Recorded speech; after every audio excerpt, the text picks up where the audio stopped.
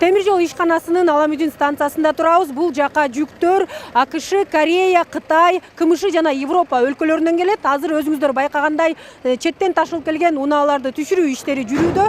Бул жерде күнүнө жүздөгөн тонна товар келгендиктен иш дайыма кызуу жүрүп турат.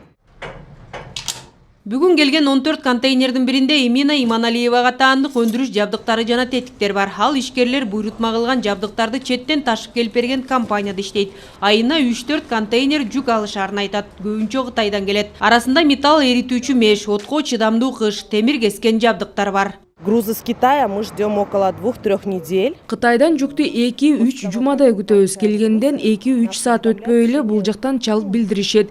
Кийинки күнү келген жүктү 2-3 саат аралыгында эле каттатып алып кетебиз. Кээде Кытай тараптан кечүүлөр болуп калат. Бирок башка жактар боюнча андай маселе деле жок. Анында биз өндүрүшчүлөр болгондуктан келген жабдыктарыбыз бул жактан жеңилдетилген жол жобо менен өткөрүлөт. Мамлекеттик бажы кызматынын Чүй аймагында жалпысынан 7 жүк түшүрүү станциясы болсо, анын эң ириси дал ушул түндүк темир жол бажысы.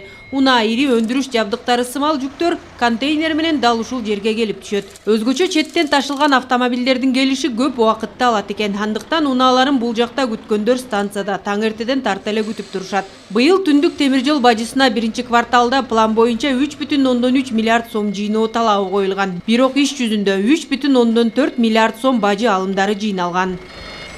На первый квартал 2023 года установлен план. Биринчи кварталдын жыйынтыгы менен план 105%га аткарылды. Бул менен бажы алымдары 152 миллион сомго чукул көп чогулду.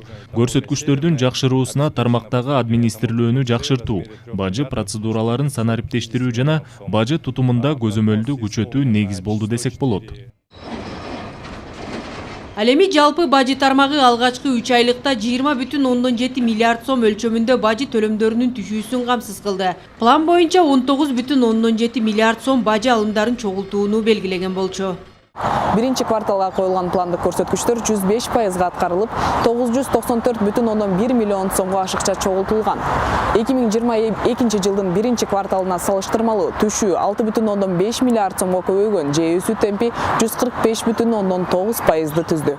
Адистердин айтымында Кытай, Кыргызстан, Өзбекстан темир жолу бүткөрүлсө, бажы тармагындагы көрсөткүчтөр да бир кыйла жогорулайт. Бул трансконтиненталдык маршрут аркылуу Кыргызстан транзиттен эле 200 миллион доллардан 1 миллиард долларга чейин пайда көрө алат.